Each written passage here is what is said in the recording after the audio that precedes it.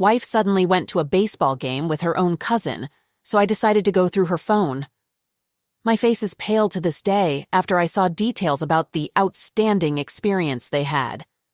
All right, it's a long one, so bear with me. This situation happened about 2 weeks ago, and I've gone from fully trusting her to deeply doubting her. My wife and I met when I was 19, and we fell in love quite quickly. She had a 4-month-old child from a previous relationship. That father hasn't been in the picture since I've known her. Ever since I was a kid, I wanted to be a father. But I have a genetic disorder I don't wish to pass on, so adoption was just great with me.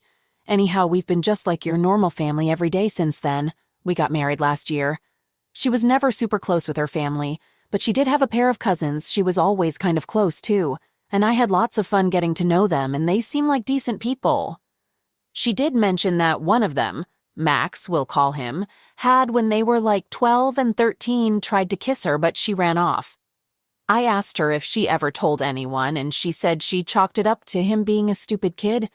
We see him on Christmas every year, and he seems like a normal dude. I actually liked him, as her family is a bunch of stuffed shirts and he's down to earth. Recently, they've reconnected and gone to a few family functions. We own one car, and since I needed it for work, he picked her up and drove her to these things. Nothing seemed out of the ordinary about this. They are cousins, after all. Her behavior really didn't make any obvious changes. However, randomly, as I was watching TV one night, she came in and mentioned that I had friended a girl from my place of work. I accepted a friend request. We're a pretty open couple, and things don't usually offend us. For instance, she'll remark on an attractive guy and make some sort of lewd remark, and I think nothing of telling her this woman was the new Office. She didn't accuse me of cheating, but it felt like she was about to, which has never happened before. The reason I mention this is because I've read cheater accused their partner as a projection or something. Anyway, these family outings were legit. The whole family posts pics on them on Facebook, and the wife sends pics from the outings. There were 2 of these events, and each time wife came home and was like a robot. Zex seemed normal, if not quieter than usual, but as she suffers from depression, she often gets cold every so often, and when I asked her if she was doing all right, she chalked it up to that. Well, 2 weeks ago, she leaves for work, and as it was my day off, I puttered around the house, dropped the boy off at school, and came home to check my email. On Facebook, I saw that I had a message from her cousin. He and I had recently discussed going out to see a farm team baseball game, and I thought he was getting back to me. The message reads, "I'd like to see you on your knees." I was confused as hell until I realized that my wife was still signed in and it was her he was talking to. I wanted to end him. I instantly rushed and read through their chat log, and it's filled with him creeping on her, and while she is saying things like, "But I'm married," and "No, I'm married," these read like very thin no's, like she is saying no because she has to, not because she wants to. I'm disgusted and absolutely floored about it. But since none of them mention anything happening yet, and she is denying him, albeit kindly, I can't exactly say she's cheating. Well, when she gets home and our son is put to bed, I confront her over the situation. She instantly breaks down into hysterics and tears, saying things like, "I didn't do anything, I didn't know how to tell you, I was just hoping he stopped." Now she and I both suffered childhood sexual misuse from family friends. We've both went to years of therapy for it, and for that reason we have very good communication skills when it comes to comfort and boundaries and how to express ourselves about unwanted advances. I love her, and I wanted to believe her, and that he was just being a creep, but the way she didn't tell me and acted seemingly normal leads me to believe something else was going on. I told her that I believed her and asked her if I could message him to tell him to back off and how disgusted I am that they are cousins, or if she would prefer to tell him and handle it herself. She first expressed that she would tell him that I knew and not to call her, but her resolve cracked as she was confident this would just stop. I was furious about that but didn't express it, and told her that knowing she wasn't going to, I was going to give him a peace of mind. This is my wife. If she's being harassed, I will end it, and if she's not being harassed, she's cheating on me, so I messaged him. He saw it but made no reply. The wife says I should have let her handle the situation, and I told her there was no way I was going to keep quiet in the face of this. She seemed to understand, and expressed in the end that I was probably right to confront him because she didn't know how. All seemed to return to normal, but 3 days later, I come home and she's crying. I asked her what's wrong, and she said, "It's Max.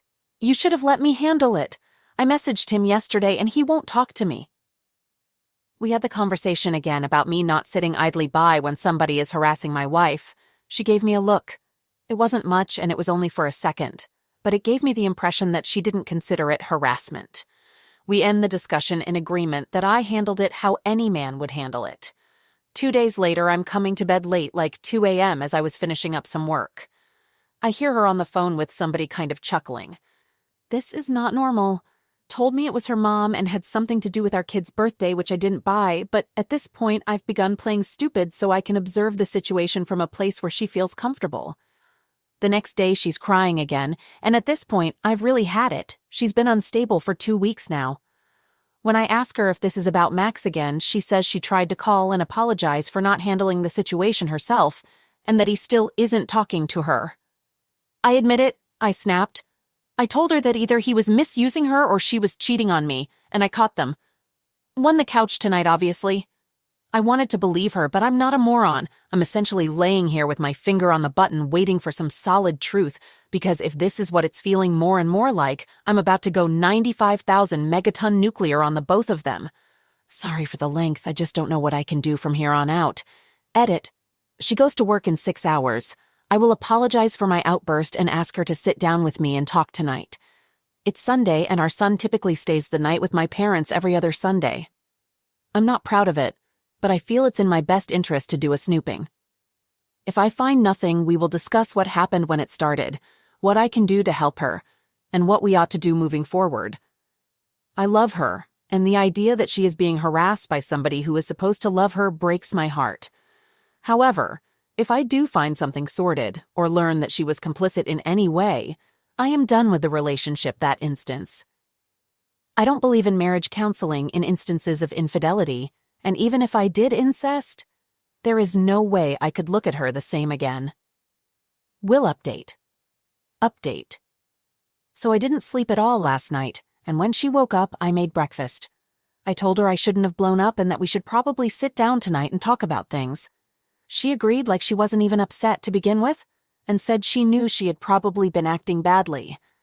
I told her that the sort of harassment she was dealing with was infinitely more difficult because he is a member of the family. She just seemed to agree with me. I wasn't going to snoop, but so many people on here told me I ought to, and not wanting to be accused of not taking the advice I asked for, I decided to go through with and check her emails. With the way she was acting this morning, I had fewer reasons to be suspicious. But at this point, what the heck? And did just that.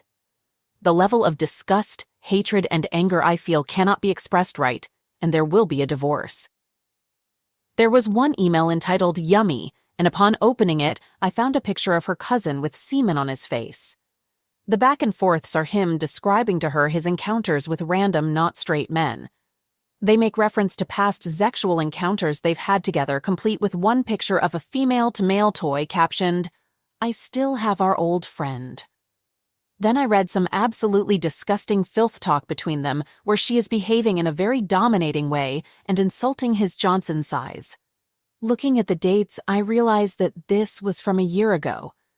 As I continue to read, I'm able to figure out, at least from how it reads, that they used to hook up frequently, but stopped after we got married. We were together for several years before we got married. Later, she starts using the "I'm married" excuse, but it's reading like that's just a kink of his, to be told he can't touch her anymore, which he probably does. I'm raising her fucking kid and she does this to me. I've wasted the last 6 years changing my work schedule and not taking better paying jobs because I need hours where I'm able to watch him. I went outside and sat on the front porch, called my brother over, and after explaining to him the entire situation, asked him to take my gun from me for the time being. I'm not a bad person. I never have been. But in the state I'm in now, I'm fluctuating between wanting to end him and wanting to end myself. I'm not going to, but I feel like I'm headed for a breakdown, and I can't trust I'll behave rationally. After this, I'm packing up my clothes and checking into a hotel. These conversations have all been printed, I've sent copies to myself, and when I have time, I'm digging for more dirt. Bought a pack of cigarettes, stopped smoking 4 years ago, And joy, I have to make an appointment at some STD clinic because according to these vile back and forths, a part of his thing is having unprotected sex with these men. My soon-to-be ex-wife has a device, and as such I've never once in all these years worn protection with her. So now I apparently have months of biting my nails to look forward to, as I understand AIDS tests take months. I know his work schedule roughly because I used to work for the same company he does, so maybe before checking in and composing myself, I'm just going to drive down to see his wife evidence in hand. There's no fixing this, there's no therapy, no hope, nothing positive, and I don't care to even entertain an apology. I'm divorcing the whore, and she will get nothing. I hate life right now. I don't feel depressed or sad. I haven't cried. I just have this hot ball of rage in my chest that the cigarettes only briefly cool. I can't be near her or him. I know I said I'm not like that. But man, I really want to beat the piss out of both of them. Update. A year ago, today was the day I made the most life-changing discovery I'd ever made in my life. But I didn't know it at the time. I had just sat down to check Facebook, saw I had a message, and realized after I clicked it that it was my then-wife's account that was active. Inside, there were messages of a sexual nature from her cousin, Max. That got the ball rolling, and within 3 weeks of this message, Max's then-wife, Sherry, and I collected evidence of their affair, stretching back to the days of MySpace. And through the trauma, she and I began supporting each other, and then dating. A year later, she is the mother of my firstborn child. This affair has changed the lives of so many people involved and surrounding it. Max, my ex's cousin and AP, ingested a lethal amount of antifreeze. Though it is highly probable that this was a suicide, we were told by the doctors that treated him that he had ingested just enough to end himself, sort of suggesting that he was trying to self-harm as a cry for help. Sherry had been living on a property owned by Max's parents, and they had taken her side when the affair was made public, but took back their support when he passed away. Fearing they'd evict her or worse, she and her daughter moved into my apartment. Max's passaway also saw my ex openly hated and despised by her family for her role in the affair. They'd been blaming him for it and acting as though Max was a predator that had been molesting her or misusing her, until he passed away and then the blame got shifted to her. She's no longer welcome at family gatherings, and the only people she speaks to is her own parents. And I think the only reason they haven't disowned her is because of my former stepson. My ex-wife had been letting me continue to see my stepson after we split. My relationship with Sherry was outed around the time of Max's pass away, and this ultimately led to her fighting me over it. It still baffles my mind that even after I caught her in 10-year-long affair, she had the audacity to act as though me seeing another woman was some sort of a crime worth taking away the son I had raised since he was only a few months old. Ultimately, though, I decided on my own to walk away from the entire situation, as I felt like our constant fighting and my lack of legal authority over him would lead him to be even more unhappy and traumatized than if I just left. Those of you following me or reading the comments of other posts will know that Sherry and I have relocated to her home state where I've started a new job and we're currently renting a home. We are also both in therapy, individual, and we're being counseled together.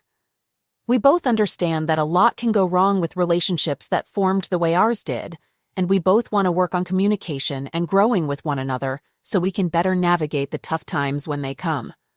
We're both survivors of infidelity. The story of how we fell in love can never be a cute story to tell the kids. One thing I learned about my marriage through therapy is just how much my own parents' terrible marriage has affected me. My dad is a good guy, a loving father, and my mother is a wonderful woman, but their relationship is a mess. My ex-wife and I never really fought or got into huge fights. Now, kid living in a home with a loveless marriage, I always knew when things were bad. The loud arguments and the yelling and what have you. When things were quiet, things were good. It wasn't happy, it wasn't healthy, but it wasn't outright conflict, so I associated it with good and healthy. My ex-wife in all likelihood never loved me, and I've come to realize that just because we didn't fight and there was no outward conflicts, this by no means meant things were happy. It's just my only point of reference for goodness in a marriage was quiet, and I had quiet. I'll speak for Sherry a little as she's given me that permission to share. but she had been made to feel completely dependent upon Max for everything. They met online, and he convinced her to move in with him even if doing so meant she'd be dropping out of school. He also wanted to be one of those man-of-the-house types, so he didn't allow her to work. No school. Pretty much meant no friends outside of Max and my ex's family. Even worse, a year into it, he revealed to her that he was a bisexual, and informed her he'd see men every so often, and not knowing how to handle it, just accepted that situation. She is now working on a means to get her GED so she can find a job should she choose to. I'm more than happy to provide for the mother of my child, but after not having a say in her own life for so long, she needs to be free to decide what she wants to do with it.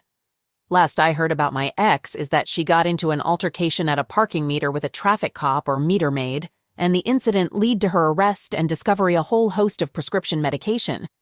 At first I was told that she stole it from someone, but it turns out she's been doctor shopping. She ended up doing some token 3 weeks of jail time, and her parents are currently fighting to have custody of my stepson. Life got difficult for her real quick. I could write all day about this, but I'm going to end it here and answer questions if anybody wants to get more specific. But I think that just about does it. Thank you for all the support, everyone. You internet folks really helped talk me through all this.